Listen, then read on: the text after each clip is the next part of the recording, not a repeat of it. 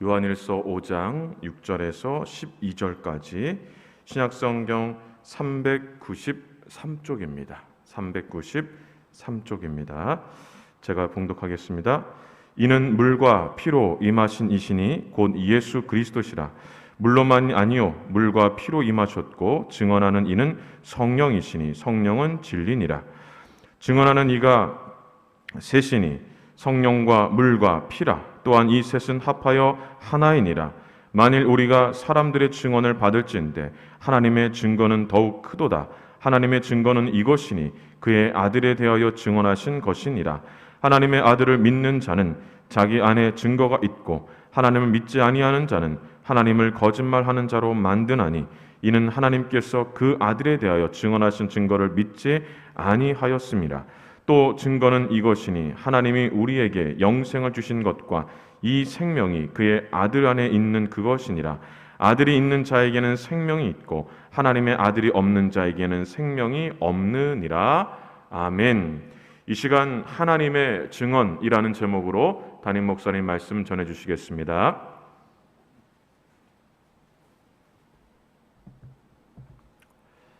네, 밤새 편안히 잘 주무셨습니까? 잘 못 주무셨죠? 요즘 폭염으로 인해서 열대야 현상 때문에 잠자리를 설치시는 분들이 꽤 많은 것 같습니다. 저는 추위는 좀 참을 수 있는데요, 더위는 못 참는 체질이라서 요즘 제게 가장 고마운 분이 세 분 있는데 에어컨이랑 선풍기랑 아이스 커피입니다.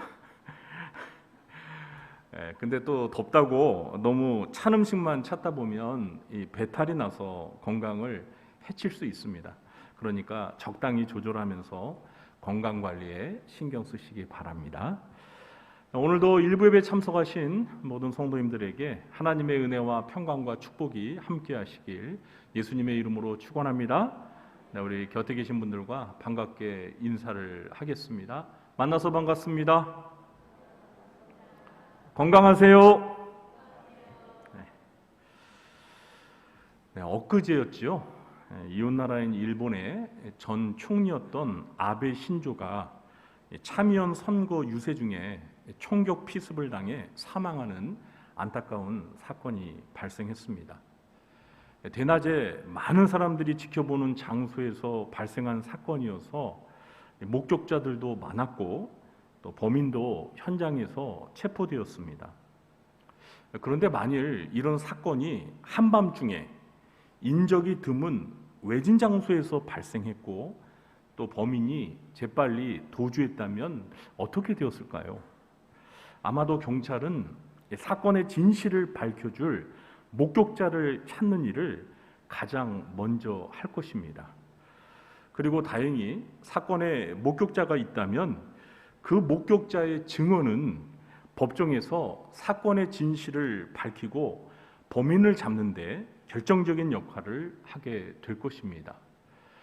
1979년 10월 26일에 궁정동 중앙정보부 안가에서 박정희 대통령이 중앙정보부 부장이었던 김재규가 쏜 총에 맞아 서거하는 사건이 발생했습니다. 당시 그 역사적 사건의 현장에서 사건을 생생하게 지켜본 목격자 중에 유명한 여자 가수가 있었습니다. 심수봉 씨였습니다. 당시는 군부가 정권을 잡고 있었고 또 언론도 엄격히 통제되는 시기여서 국민들은 심수봉 씨가 그 현장에 있었는지도 잘 몰랐습니다. 나중에 세월이 흘러서 심수봉 씨가 이 방송과 언론에서 당시 사건에 관하여 자기가 본 것을 증언하는 내용을 들은 적이 있습니다. 일반 국민들은 그녀의 증언을 들으면서 사건의 진실을 이해할 수 있었습니다. 이렇게 어떤 사실을 알고 있는 사람이 말로써 그 사실을 증명하기 위해 진술하는 것을 가리켜 법률 용어로 증언이라고 합니다. 오늘 본문에서 중요한 키워드가 바로 이 증언이라는 말입니다. 이 증언이라는 말이 증언하다 동사의 형태로 4번, 증언이라는 명사의 형태로 1번, 모두 5번 사용되었습니다. 그리고 우리가 사용하는 이 개역개정 성경에는 오늘 본문에 증거라는 명사가 5번 사용되고 있는데요. 사실 이 그리스어 원문으로 보면 증거와 증언이 똑같은 단어입니다. 그래서 다른 어떤 한글 성경에서는 전부 증언이라고 번역을 했습니다. 그러니까 오늘 본문에 이 증언이라는 말이 모두 10번 사용된 것입니다. 그럼 오늘 본문에서 이 증언의 주체는 과연 누구일까요? 누가 증언하는 것입니까? 바로 하나님이십니다. 그래서 오늘 설교의 제목을 하나님의 증언이라고 했습니다. 그럼 먼저 하나님께서 무엇에 관하여 증언을 하시는 걸까요? 우리 9절을 다시 한번 함께 읽어보겠습니다. 만일 우리가 사람들의 증언을 받을진대 하나님의 증거는 더 크도다. 하나님의 증거는 이것이니 그의 아들에 대하여 증언하신 것이니라. 아멘. 하나님의 증거, 하나님의 증언이라고도 할 수 있습니다. 하나님의 증거는 이것이니 그의 아들에 대하여 증언하신 것이라고 했습니다. 하나님의 증언은 하나님의 아들에 관한 증언입니다. 자, 여기에서 하나님의 아들에 관한 증언을 좀 더 구체적으로 설명하면 예수께서 하나님의 아들이라는 사실을 증언하는 것입니다. 누가 하나님의 아들이라고요? 예수께서 하나님의 아들이십니다. 우리 5장 5절을 읽어보겠습니다. 예수께서 하나님의 아들이심을 믿는 자가 아니면 세상을 이기는 자가 누구냐? 지난 주일에 살펴본 대로 누가 세상을 이긴다고 했죠? 예수께서 하나님의 아들이심을 믿는 자가 세상을 이깁니다. 그런데 예수께서 하나님의 아들이시라는 사실을 사람들이 믿도록 증언하시는 분이 누구십니까? 하나님이십니다. 하나님은 예수께서 하나님의 아들이시라는 사실을 3가지 증거를 제시함으로써 증언하십니다. 그 3가지 증거 또는 증언이 무엇인지 6절부터 8절까지 함께 읽어보겠습니다. 이는 물과 피로 임하신 이시니 곧 예수 그리스도시라. 물로만 아니요 물과 피로 임하셨고 증언하시는 이는 성령이시니 성령은 진리니라. 증언하는 이가 셋이니 성령과 물과 피라. 또한 이 셋은 합하여 하나이니라. 아멘. 자, 하나님께서 제시하는 3가지 증언 또는 3가지 증거가 무엇입니까? 성령과 물과 피입니다. 성령과 물과 피, 이 셋이 합하여 하나라는 말의 의미는 성령과 물과 피가 함께 예수께서 하나님의 아들이시라는 사실을 증언하는데 그 증언이 서로 일치한다는 것입니다. 그럼 성령과 물과 피가 어떻게 예수께서 하나님의 아들이심을 증언하는 증거가 될 수 있는지 구체적으로 살펴보겠습니다. 그런데 이것을 구체적으로 살펴보기 전에 여러분 중에서 혹시 이런 생각을 하시는 분이 계실지 모르겠습니다. 아니, 하나님께서 예수가 내 아들이다 이렇게 한마디 말씀하시면 그냥 그것으로 다 된 거지, 뭐하러 하나님께서 번거롭게 3가지 증거를 제시하면서까지 증언을 하실까? 이런 생각하시는 분 안 계세요? 저만 하는 것 같아요. 물론 이런 생각을 얼마든지 할 수 있습니다. 왜냐하면 하나님은 거짓말을 하지 않으시고 진실만을 말씀하시는 분이니까. 예수가 내 아들이다 이 말씀 한마디면은요 그 증언은 사실일 수밖에 없다는 거 맞는 말입니다. 그런데 하나님께서 번거롭게 3가지 증거를 제시하면서 증언하시는 이유가 있습니다. 첫 번째 이유는 율법 신명기 19장 15절에 보면 한 사람의 증언은 법적인 증거로 채택될 수가 없습니다. 반드시 증인이 2명 또는 3명 이상이어야 합니다. 신명기 19장 15절 말씀을 제가 읽어볼게요. 사람의 모든 악에 관하여 또한 모든 죄에 관하여는 한 증인으로만 정할 것이 아니요 2 증인의 입으로나 또는 3 증인의 입으로 그 사건을 확정할 것이며, 그러니까 법정에서 한 사람이 증언하는 그 증언은 법적인 효력을 발휘할 수 없다는 거예요. 왜냐하면 그 사람이 거짓말할 수도 있잖아요. 그러니까 2, 3 사람의 증언이 있어야 법정에서 그것이 증언으로서 채택될 수가 있다는 겁니다. 이런 법을 하나님께서 만드신 거예요. 율법에. 이 율법의 규정을 따라서 하나님께서도 예수가 하나님의 아들이라는 증언을 확실히 입증할 수 있는 3가지 증거를 제시한 것으로 이해할 수 있습니다. 또 2번째 이유는요, 사도 요한이 생존하던 당시 그리스도를 대적하던 초대교회 이단들의 거짓된 주장에 맞서기 위해서였습니다. 그동안 제가 요한일서를 강의하면서 몇 번 설명을 드렸는데요, 사도 요한이 요한일서를 기록하던 그 1세기 말에는 초기 영주주의 이단들이 예수께서 하나님의 아들 그리스도가 아니라는 거짓된 주장을 펼쳤습니다. 특히 초기 영주주의자였던 게린투스라는 사람이 있었는데요, 이 사람은 하나님의 아들이신 그리스도가 육신을 지닌 인간으로 이 세상에 임하신 것을 철저히 부인했습니다.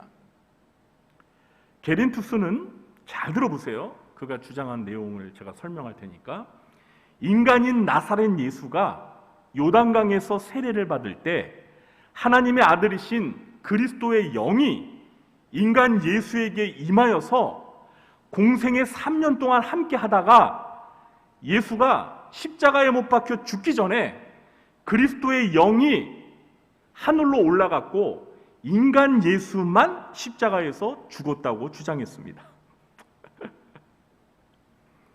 그러므로 게린투스는 인간 예수가 하나님의 아들 그리스도가 아니고 하나님의 아들 그리스도는 인간으로 이 세상에 오시지 않았다고 주장했습니다. 영주주의자 게린투스가 이런 황당한 주장을 했던 것은 당시에 영혼은 선하고 영원하지만 육체는 악하고 유한하다는 그리스의 사상을 믿었기 때문입니다. 로마 제국이 지배하던 당시에 대부분의 이방인들은 누구나 이런 그리스 사상을 기본적으로 가지고 있었기 때문에 기독교로 개종했던 이방인 신자들에게 영주주의 이단들의 주장은 전혀 낯설지 않고 매우 익숙했습니다. 그래서 예수는 하나님의 아들 그리스도가 아니라는 이 이단들의 주장에 미혹되는 사람들이 많았습니다. 이런 이단들의 거짓된 주장에 맞서기 위해서 예수께서 하나님의 아들 그리스도라는 사실을 하나님께서는 설득력 있게 확실히 증언할 필요가 있으셨던 겁니다. 자, 이런 배경을 염두에 두고 예수께서 하나님의 아들이라는 사실을 증언하는 3가지 증거, 성령과 물과 피가 무엇을 의미하는지 구체적으로 살펴보겠습니다. 우리 6절을 다시 한번 함께 읽어볼까요? 이는 물과 피로 임하신 이시니 곧 예수 그리스도시라. 물로만 아니요 물과 피로 임하셨고 증언하는 이는 성령이시니 성령은 진리니라. 자, 먼저 물과 피가 무엇을 의미할까요? 6절에서 예수 그리스도가 물과 피로 임하셨다고 말하면서 물로만 아니요 물과 피로 임하셨다고 증언하고 있습니다. 여기에서 물과 피가 무엇을 의미하는지 몇 가지 해석이 있습니다. 첫 번째 해석은 예수님이 십자가에 못 박혀 죽으셨을 때 로마 군인이 예수님이 죽었는지를 확인하려고 창으로 예수님의 어디를 찔렀죠? 예수님의 옆구리를 찔렀습니다. 그때 그 옆구리에서 뭐가 흘러나왔습니까? 물과 피가 흘러나왔습니다. 바로 이 물과 피를 의미한다는 거예요. 예수님의 그 옆구리에 창으로 찔렀을 때 나왔던 물과 피를 의미한다. 이게 첫 번째 해석입니다. 두 번째 해석은 물은 세례식을, 피는 성찬식을 가리킨다. 이렇게 해석하기도 합니다. 그런데 가장 적절한 해석은 이것입니다. 물은 예수님께서 공생의 초기에 요단강에서 세례 요한에게 물세례를 받은 사건을 가리키는 거고, 피는 공생의 마지막에 십자가에 못 박혀 피 흘려 죽으신 사건을 가리킨다는 것입니다.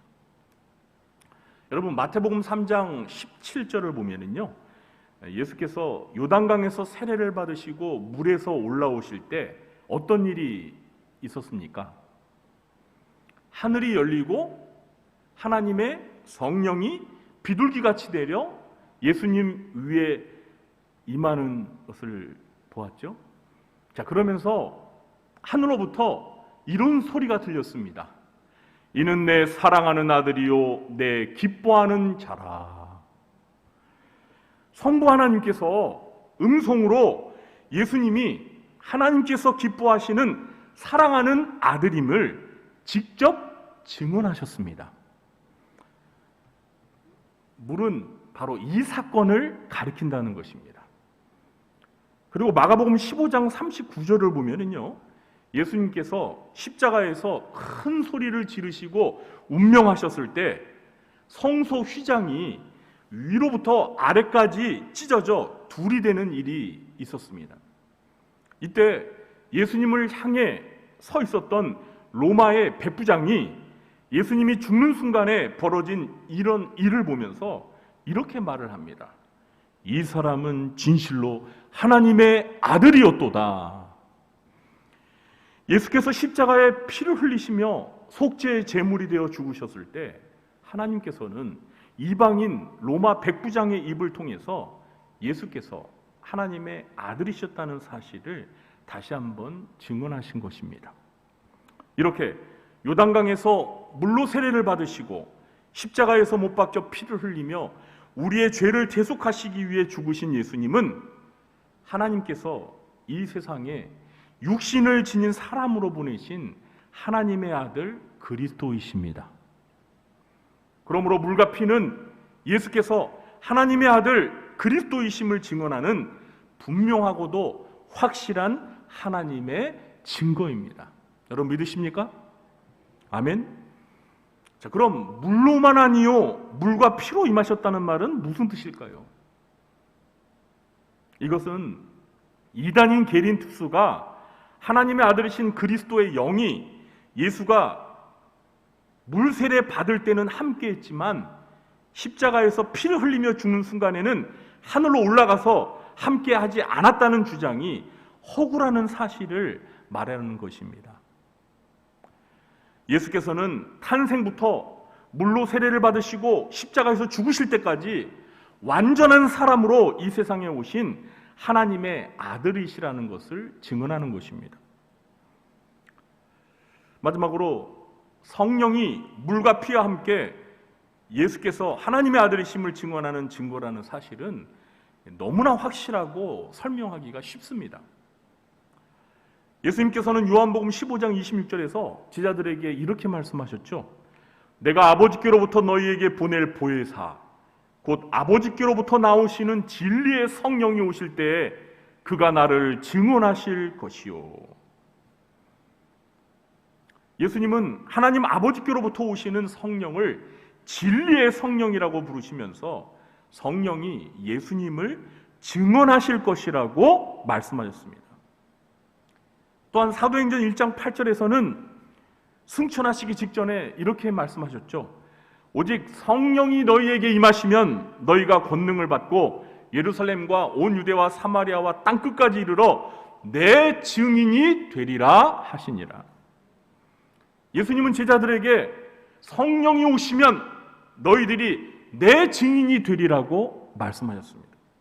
이것은 진리의 성령께서 오순절에 제자들에게 임하셔서 예수께서 하나님의 아들이시며 그리스도이심을 증언하는 증인의 역할을 제자들을 통해서 하신다는 의미입니다. 그래서 사도행전 5장 32절에서 오순절에 성령을 받은 베드로와 사도들은 사내들인 공의 앞에 불려와서 예수 그리스도의 죽음과 부활을 증언하면서 이렇게 말합니다. 우리는 이 일의 증인이요 하나님이 자기에게 순종하는 사람들에게 주신 성령도 그러하니라 하니라. 성령도 그러하니라는 말은 성령도 예수 그리스도를 증언하는 증인이라는 말입니다. 그러므로 성령의 증언은 성령을 받은 예수의 증인들인 신자들의 증언을 통해서 되는 것입니다. 그러니까 실상은 이 복음의 진리를 전하며 하나님의 아들 예수 그리스도를 증언하는 신자들이 진리이신 성령 하나님의 증언의 도구인 겁니다. 바꿔 말하면 성령 하나님은 신자들인 우리를 통해서 예수 그리스도가 하나님의 아들이심을 증언하시는 겁니다. 이렇게 우리는 성령과 물과 피가 함께 하나가 되어서 예수께서 하나님의 아들이신 그리스도라는 사실을 어떻게 증언하는지 구체적으로 살펴보았습니다. 자, 그럼 하나님께서는 예수께서 하나님의 아들이시라는 이 사실을 누구에게 증언하시는 걸까요? 누구에게 증언하시는 걸까요? 온 세상 모든 사람들에게입니다. 예수님은 마태복음 24장 14절에서 이 천국 복음이 모든 민족에게 증언되기 위하여 온 세상에 전파되리니 그제야 끝이 오리라고 말씀하셨습니다. 하나님의 증언은 세상 모든 민족, 온 세상 모든 사람들에게 증언되어야 합니다. 그럼 이 하나님의 증언을 들은 사람들의 반응은 어떨까요? 하나님의 증언을 듣고 모든 사람들이 예수께서 하나님의 아들이심을 믿을까요? 그렇게 다 믿는다면 얼마나 좋겠습니까? 그러나 하나님의 증언을 들을 때 그 증언을 믿는 자들이 있지만 믿지 않는 자들도 있다고 말합니다. 우리 10절 말씀 함께 읽어보겠습니다. 하나님의 아들을 믿는 자는 자기 안에 증거가 있고 하나님을 믿지 아니하는 자는 하나님을 거짓말하는 자로 만드나니 이는 하나님께서 그 아들에 대하여 증언하신 증거를 믿지 아니하였음이라. 사도 요한은 하나님의 증언을 듣고 하나님의 아들을 믿는 자들은 자기 안에 증거가 있다고 말합니다. 이 말은 하나님의 증언을 믿는 자들은 예수께서 하나님의 아들이라는 믿음이 그들 안에 거하며 또 하나님이 증언하시는 예수께서 그 신자들 안에 거하신다는 의미입니다. 저와 여러분은 하나님의 증언을 듣고 예수께서 하나님의 아들이심을 믿습니까? 믿습니까? 주일날에는 좀 아침을 드시고 오세요. 아침 굶고 오셨죠? 그래가지고 기운이 없으셔. 믿습니까? 아멘.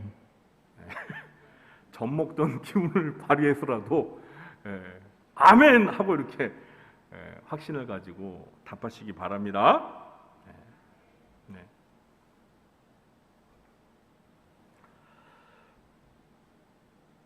여러분이 믿으신다면 여러분 안에 반드시 이 믿음의 증거가 있고요.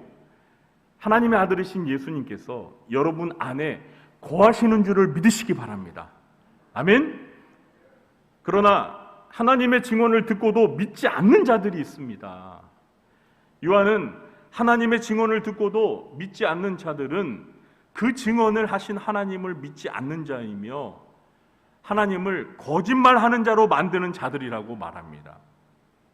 하나님께서 예수께서 하나님의 아들이라는 사실을 증언하셨는데도 안 믿었기 때문에 믿지 않는 자들은 하나님의 증언이 거짓말이라고 주장하는 것과 마찬가지라는 겁니다. 만일 여러분이 진실을 말했는데도 사람들이 여러분의 말을 믿지 않는다면 여러분은 그 사람들을 향하여 이렇게 말할 거예요. 그럼 제가 하는 말이 거짓말이라고 생각하시는 겁니까? 예? 이해가 되시죠? 아니, 나는 진실을 말하는데 사람들은 내 말을 안 믿어줘. 그러면 얼마나 답답할 거예요? 그러니까 나는 그 사람들에게 그렇게 말할 수밖에 없는 거예요. 여러분, 난 진실을 말하는데 여러분 제가 거짓말하는 줄 아신단 말입니까? 왜 못 믿으시는 거예요? 나 거짓말하는 거 아니라니까요. 막 이럴 거 아니에요. 만일 하나님의 증언이 거짓말이 아니라 사실이라고 생각한다면 그 증언을 믿는 것이 당연합니다.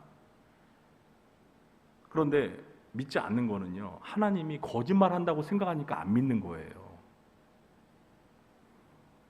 요한은 이렇게 하나님의 증언에 대해서 두 가지 반응을 보이는 자들을 향해서 또 다른 하나님의 증거를 전해주고 있는데요.